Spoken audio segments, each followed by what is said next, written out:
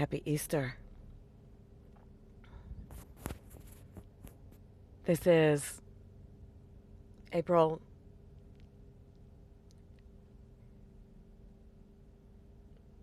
6th, 2015. I'm pretty sure that's it. Happy Easter, happy Passover, happy universe life if you don't celebrate a particular religion. I just had an Easter miracle. I did my whole hike, about 45 minutes, all the way up the mountain. I can easily keep track of my phone, and it's stuck in my ear with a earbud. I mean, I would know if I dropped my phone. But I got all the way up the mountain and all the way down and realized I did not have my car keys. And this is a fun car. Like, if there was going to be a fun car to steal, this would be one. And my purse is hidden in the car.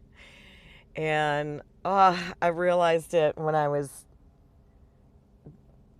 kind of down the hill. I wasn't all the way down to the car yet. I just thought, wow, maybe they fell out of my pocket in the bathroom. And I thought, do I call the forest ranger, or how do you... I thought maybe I locked them in the trunk while I was getting my back brace out. How do you get keys out of a trunk that's locked? I didn't even know where to begin. And I was just coming down to the car to see if I dropped them somewhere around the car. And this SUV full of people, mom, dad, dog, and son, lean out their window and they go to me, "Did you lose keys?" They waited for me. They actually came down right when I was going up because they said they were waiting for 45 minutes. They waited for me for 45 minutes. And the little boy high-fived me, and he was excited because he was like, "I knew it was you. I told them. I bet it's that girl." And I was like, "It's so cute." And their dog was wagging his tail. I was like tripping out, thanking them. So that was awesome. The Sunday Preach from the Mountaintop today is resurrection. And it's fitting because I just yesterday was honored with the privilege of holding the space for 3 women that I know for a releasing ceremony, a severing ceremony. Every now and then I'll perform a severing ceremony for somebody with a broken heart who is in so much pain. And, well, you know how a broken heart feels. You feel like you're dying. And you are dying. There's a part of you dying. And there's a relationship that died, or hopes, or a fantasy of a beautiful future together that died. And there's ceremonies for other things: weddings, funerals, engagement parties, weddings. Oh, I said weddings.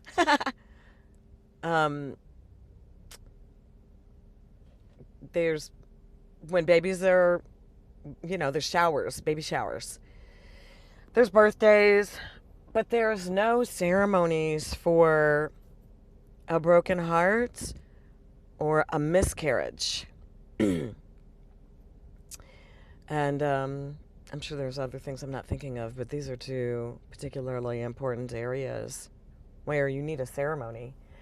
So I knew 3 women that were going through a similar experience with a broken heart, and I contacted them and asked them if they would like me to perform a severing ceremony for them. I do it anytime anyone needs it, and just for a donation. And it's very healing, heart healing, a severing ceremony. If you're doing one with me alone, you talk out loud, and if you're doing one with me in a group, you speak inside yourself silently. And either way we do it, you lie down, get comfortable, you close your eyes, and we go up through the chakras and sever. You acknowledge what you got from that person, either through them giving or through them withholding, or you giving or withholding, or what you learned at that level. The chakra levels are the physical, emotional, mental, intuition, unconditional love, higher self, your royal self, the part of you that does know that you're worthy of love, and your spiritual connection, which can't be severed. It's a violet fountain of light that radiates out of the top of your head. And whether you believe in this stuff or not, it really helps you go through every level, because once we have a breakup, our heart just feels like a giant jumble of pain. And when you sit down and do a severing ceremony, you realize really what you're missing and exactly what hurts, and acknowledging what you learned and what you weren't getting in that relationship. And it makes it very clear and easy. The connection is very clear to recognize, so that you can finally sever it. And you actually do a visualization. Like, for instance, we start at the root chakra, the red spinning wheel, in the base of your torso, the lowest point of your torso, and it represents the physical world, which is home and hearth, that's food, and the concrete world.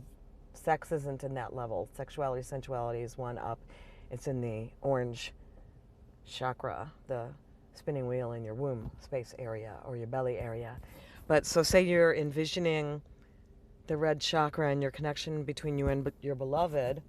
I would say envision what that looks like for you. Does it look like a red beam of light, or a tree trunk, or a rusty chain, or a pipe? What does that look like to you? And you envision it. And then I say, okay, please acknowledge everything that you got at this level. That includes cooking together, going to your favorite restaurant together, singing to your favorite music together, taking walks together, holding hands together, cuddling together, making a home together, making children together, building a business together, things that you created in the concrete world. That's the physical level. And after that's all done and you've acknowledged everything that you got or learned at that level, then I say, now, are you ready to sever this tie? And then I ask you to envision how you would do that. And you might chop it up with an axe, or pour acid on your rusty pipe, or your beam of light might turn into a stream of butterflies and fly away. And then you take a deep breath, and I say, please state their name. And you would say, Bob, I hereby sever this connection at the physical level. I release you to your greater good and me to mine. And then you blow it away and you let it go. And then we go up through all 6 chakras. And again, we don't sever the 7th, which you can't sever, because it's the purest, highest connection. It's a soul connection. So people tell me they get immediate relief from this ceremony. It's a beautiful ceremony. But here's the thing. People want to avoid that pain, so they'll go drinking or grab the next person, or drugs, or sex, or become a workaholic, or start cleaning the house and not be able to stop cleaning the house. And it's they want to avoid that. But see, that's the resurrection part.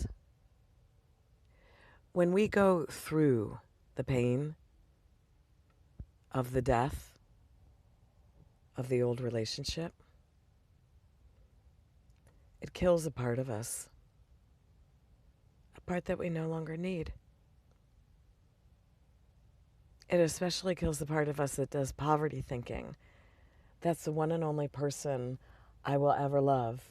I will never ever be loved that well or that good, or the sex will never be that exciting ever again. That's poverty thinking, and that's a part of you that needs to die.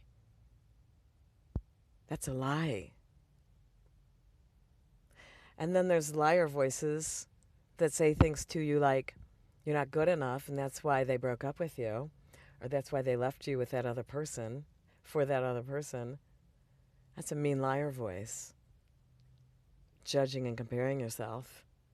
I'm telling you, years down the road, you'll look back and you'll realize that that was not the right person for you. Maybe they weren't good enough for you. Maybe it wasn't that you weren't good enough for them. And maybe your soul just wanted to live through an experience for you to learn something very particular.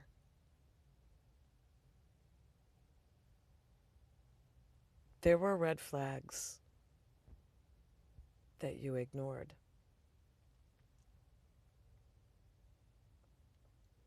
And you deserve the best. So back to resurrection. Don't try to change who you are for somebody who makes you work for love. Don't work for it. You don't have to work for it. Know who you are. Be who you are. And don't change in the presence of others. Dare to be your true self. Be emotional. Be whatever you are. You'll be criticized, judged, crucified, and a part of you will die.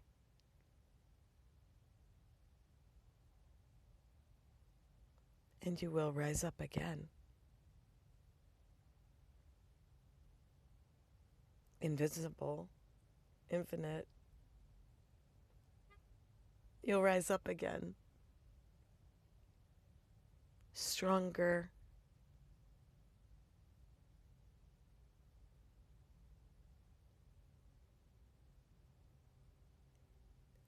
The reason why I say you'll be invincible and infinite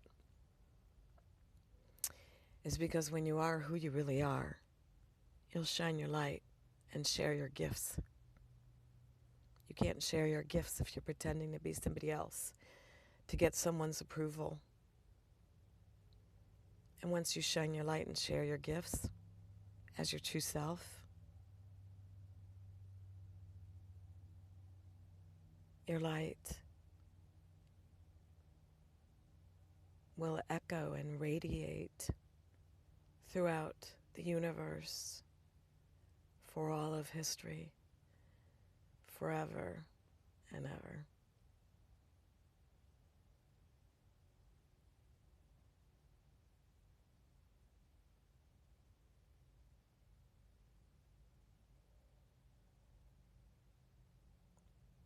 It's a beautiful sunset. People are so good in this world, this universe. It's so beautiful.